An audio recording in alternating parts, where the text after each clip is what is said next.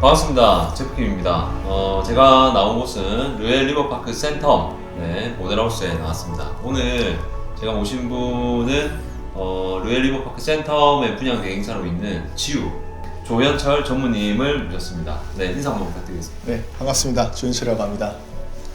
네, 오늘 우리 루엘 리버파크 센텀 오랜만에 제가 나왔는데요. 먼저 우리 전무님과 만나서 현재 현업에서 적극적으로 시장을 긴밀하게 또 파악을 하고 계시는 저희 전무님의 현재 부산 상황, 그리고 분양 상황, 그리고 전체적인 부동산에 대한 어떤 지금 체감하시는 느낌을 대화를 좀 나누고 싶어서 이렇게 제가 정중히 부탁드려서 카메라에 이렇게 나오게 되셨습니다.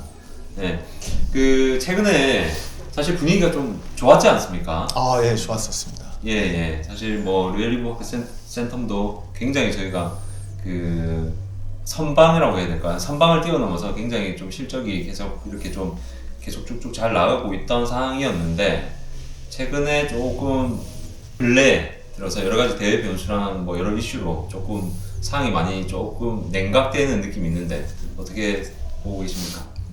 너무나 잘 아시겠지만 네.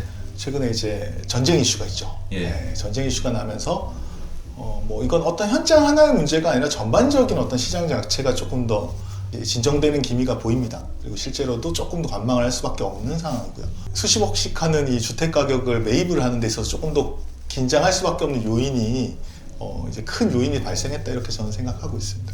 그 전쟁도 전쟁이지만 사실 또 이재명 정부의 네네. 지금 여러 가지 스탠스와 함께 또 긴장감을 계속 고조시키는 어떤 이런 상황들이 지금 있고, 또 5월 9일부터는 또 양도세 다주택자들의 중과가 부과되고, 또 정부에서의 지금 키워드가 다주택자에 대한 약간 압박, 그렇죠. 이런 스탠스로 가고 있는데, 이런 것들이 결국은 지금 당장은 긴장은 주지만 나중에는 결국은 또 어떤 양극화를 조금 더 부추기는 어떤 결과가 나올 것으로도 예상을 하는 부분들이 있던데 어떻게 보십니까? 그게 세 가지 정도를 봐야 되는 것 같아요. 저는 이 주택시장을 볼 때 이제 대외 환경, 아까 얘기한 전쟁이 났나, 아니면 해외적인 어떤 우리나라의 수출 기조라든가 이런 것들도 같이 중요한 요인이라고 보고요. 두 번째가 이제 방금 말씀하신 정책적인 요인, 어떤 정책이 어떤 방향으로 가고 있느냐. 세 번째가 시장적인 요인, 어떤 주택 시장이 어떻게 흘러가고 있느냐. 이 세 가지를 같이 봐야지만 이제 앞으로의 주택 시장을 예측할 수 있다, 이렇게 생각을 하는데, 첫 번째 대외적인 환경은 지금 급변하고 있기 때문에 사람들이 좀 관망한다, 이건 어쩔 수가 없을 거예요. 그리고 이거는 일전에 러시아 우크라이나 전쟁 때도 마찬가지였고요. 이러한 이제 대외적인 변수가 발생했을 때는 항상 대마불사, 제일 좋은 상품으로 좀 가게 돼 있습니다. 그래서 부동산뿐만 아니라 주식도 제일 큰 삼성전자나 하이닉스나 이런 큰 주식 위주로 흘러가고 있고요. 하다못해 비트코인도 마찬가지고. 그래서 전반적인 어떤 제가 참 선호하거나 가장 좋은, 내가 갈 수 있는 가장 최선의 어떤 선택으로 흘러가지 않겠나, 이렇게 보여집니다. 두 번째가 정책적인 요인도 마찬가지인 게, 지금 집을 무조건 한 채만 사라 라고 한다면 내 주머니 사정에서 가장 선호할 수 있는 주택으로 갈 수밖에 없는 거거든요. 주택을 두 개, 세 개씩 살 수 있는 건 아니니까. 그러면 당연히 다주택자보다는 1주택자가 이제 갈아타기를 하거나 아니면 여러 채를 팔고 한 채로 가는 이러한 현상은 현 정부 혹은 지금 현 정부의 기조가 계속되고 난다면 상당 기간 또 계속되지 않겠나라고 보여지고요. 마지막으로 이제 현재 주택시장뿐만 아니라 우리나라에 돈도 많이 풀려 있는 상태에서 이제 전쟁을 위주로 한 어떤 금리 인하의 속도나 이런 것들도 조금 이제 진정세가 될 것 같아요. 지금처럼 한국은행이 급격하게 내리기는 쉽지 않다. 그렇다고 본다면 여러 가지 선택의 의미에서 좀 가장 선호하는 이제 모든 정책의 방향성이나 시장의 흐름이 이제 가장 선호하는 한 채 주택으로 갈 수밖에 없는, 그래서 여러 채를 대출을 받아 산다거나 이런 것들은 좀 불가능한 시장으로 흘러가고 있고요. 이렇게 저는 보고 있습니다. 그죠? 네. 근데 그게 시간이 지나면은 지금 당장은 어떻게 변해갈지 조금 더 지켜보는 상태이지만, 시간이 지나면 지날수록 그게 더 시장에 굉장히 공격적으로 혹은 파괴적으로 느껴질 것 같다는 생각이 들거든요. 저도 그렇게 생각해요. 왜냐하면 우리가 한 10년 전만 하더라도 부산에 해수동남 이런 얘기하는 사람들이 없었어요. 예전에는 그러니까 지역 선호라는 게 지금처럼 강해지지 않았었던 시절입니다. 부산 같은 경우도 지금은 이 권역별로의 어떤 시장 상황이 명확하게 지금 달라지고 있는 상태고요. 특히나 이제 사람들이 선호하는 지역으로 좀 더 옮겨가려고 하는 성향이조차도 굉장히 좀 강해지고 있는 게 지금 현재 시장 상황인 것 같습니다. 지금 이 현장에 대해서도 제가 짧게 제가 느껴지는 바를 좀 말씀드리면, 루엘 센텀이 처음에 초기 이제 저희가 이제 한 4개월 지나면 이제 거의 1년 정도 되거든요. 3, 4개월 정도 지나면. 근데 이제 그때랑 지금 루엘 센텀 부지 이 현장을 바라보는 느낌은 확실히 달라졌어요.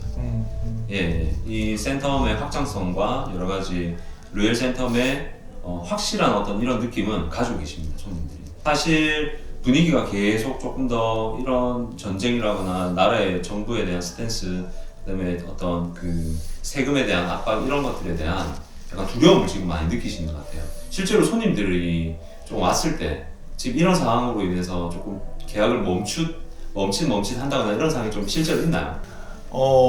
당연하죠. 예, 그러니까 특히나 우리가 2003년도 러시아 우크라이나 전쟁 때를 다시 한번 생각해 보면 그 당시에 단기적으로 주택 거래량이 굉장히 좀 줄어들었었고요. 실제로 시장의 침체도 같이 동반된 적이 있습니다. 그 이유를 한번 생각해 보시면, 그러고 나서 어떤 일이 있었냐면, 기억나시겠지만 물가가 올라요. 지금 중동 전쟁도 마찬가지로 휘발유 가격이 오르고 있고, 그때도 마찬가지로 휘발유 가격이나 곡물 가격이 올랐습니다. 그래서 급격한 물가 인상이 곧 공사비 인상으로 다시 전환이 됐었고요.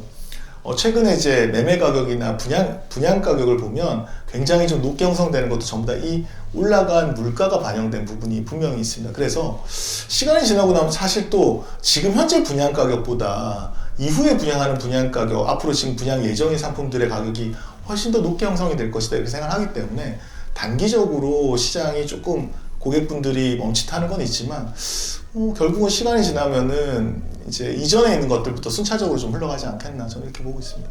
완판이라고 하죠. 완판하는 어떤 내부적인 어떤 목표 시기가 있을까요? 조기에 분양을 해야 된다라는 거는 그런 조급함이 없는 현장이에요. 이 사업장은 워낙 덩치가 큰 사업장이기도 하고, 그리고 대형 평형대 위주로 흘러있다 보니까 이 일반 아파트인 5984 뭐 이런 상품들하고 그 분양률이나 어떤 마케팅의 전략이나 시점 자체가 완전히 다릅니다. 그래서 이런 대형 중대형 평대를 판매하면서 이제 중공대까지 쭉 해서 판매를 하겠다라는 계획을 처음부터 세워놨었고요. 거기에 맞는 단계별 영업이 들어가는 거지, 일반 아파트처럼 이렇게 막 짧게 가서 뭔가 비용을 줄이기 위한 이런 무리한 행동은 처음부터 좀 하지 않고 이렇게 스케줄이 잡혀 있는 상황입니다. 네. 지금 그러면은 지금 남아있는 미분양률이 한 몇 프로 정도라고? 네, 20% 미만으로 거의 이제 분양이 완료되어 가고 있는 상황입니다. 네. 저희가 루엘 리버파크 센텀과 지금 이제 남천 서밋이 끝까지 이렇게 자꾸 같이 이야기가 되고 남천 서밋은 어떻게 하더라 이렇게 분위기를 파악을 하고 있는데 루엘 리버파크 센텀의 PR을 저희 대행사인 전무님의 입장에서 이제 한 말씀 좀 직접 해주시면 좋을 것 같습니다. 앞으로의 주택시장의 흐름은 지금 이런 형태의 사업으로 많이 갈 것 같아요. 뭐냐면 호텔식이라고 우리가 얘기를 많이 하거든요. 네. 호텔식이라는 게 뭐냐면 전유부보다는 공유부의 어떤 여러 가지 이 상품들이 들어가 있는 거예요. 예를 들어서 호텔에 들어가 있는 호텔 수영장이나 호텔 사우나, 그리고 뭐 호텔 피트니스 같은 것들을 이용할 수 있는 시스템이 들어가 있는 게 호텔식이라고 얘기하는 겁니다. 지금 르엘 같은 경우는 한 3,300평 규모의 커뮤니티 센터가 들어가 있고, 사실 또 여기 사시는 분들이 대부분 다 이제 여유가 있으신 분들이기 때문에 그런 어떤 커뮤니티에서 일어나는 여러 가지 일들이나 그런 생활들, 편의성 이런 것들이 굉장히 좀 좋아지고 있고요. 이런 게 지금 최근에 고급 주택이냐 아니냐를 가르는 큰 행방의 한 방향성이기 때문에, 그래서 앞으로 이제 르엘 리버파크 센터뿐만 아니라 나올 수 있는 이제 하이엔드 주택이라고 하면 아마 많이들 보시게 될 거예요. 이 과거의 주택과 이제 현재 최근에 트렌드로 들어가는 이런 주택의 가격, 이 상품의 차이가 굉장히 많이 난다. 그래서 이렇게 봤을 때 이 상품이 굉장히 좀 미래지향적인 상품이 아닌가 이렇게 보고 있습니다. 맞습니다. 그래서 실거주를 하고 싶어하는 분들의 니즈는 저는 시간이 지나면 더 커질 거라고 생각이 듭니다. 지금 대외 변수적인 어떤 요인 때문에 잠깐 멈춰있을 뿐이지, 어떤 이런 것들을 시장에서 확인을 하고 단순 분양가의 어떤 기준이 아니라 아까 말씀해주신 호텔식 혹은 또 미래지향적인 어떤 공유부에 대한 프리미엄, 하이엔드, 그리고 애초에 분양할 때도 저희가 항상 그 슬로건으로 나왔지만 네, 소사이어티. 네, 하이엔드 소사이어티라는 어떤 그 추구되는 개념을 확인하는 순간 더 리얼 센터로 들어오고자 하는 유입률이 많고 이게 아마 말씀하신 대로 소사이어티가 작은 사회가 형성이 될 거고요. 결국 이제 이런 대형판 때는 살 수 있는 사람들이 사는 거고요. 그래서 그분들이 들어왔을 때 만족도가 높냐 않냐에 따라서 그 이후에 그 상품의 가치가 정해진다. 저는 그렇게 생각을 하고요. 그 상품을 다시 이만한 규모의 이만한 상품을 부산에서 공급하기가 쉽지 않습니다. 200%구나. 네, 이게 1000세대만 되더라도 이제 PF 규모가 안 나와요, 이제. 그래서 예전처럼 뭐 1조, 2조 이렇게 PF가 나오던 시절이 아니기 때문에 지금 현재도 그렇고 앞으로도 그렇고 이만한 규모의 상품이 나올 수가 없다라는 부분이 저희 상품의 가장 큰 희소성이 아닌가 이렇게 생각합니다. 네, 오늘 저는 항상 뭐 생각하고 있던 부분이었지만 조금 더 전무님 말씀을 이렇게 들으니까 저도 단지를 나쁘게 본 것 같지는 않다라는 확신이 좀 더 들고 이 영상을 보시는 저희 구독자 그리고 리얼 센텀을 관심 가지시는 여러 예비 수요자분들께서도 확신을 가지고 리얼 센텀을 선택하면 좋을 것 같다는 생각이 듭니다. 오늘 짧게 인터뷰에서 감사드리고 네네. 같이 카메라를 보면서 리얼 센텀 화이팅 한번 하면서 마무리를 하도록 하겠습니다. 네, 리얼 센텀 화이팅! 화이팅! 감사합니다.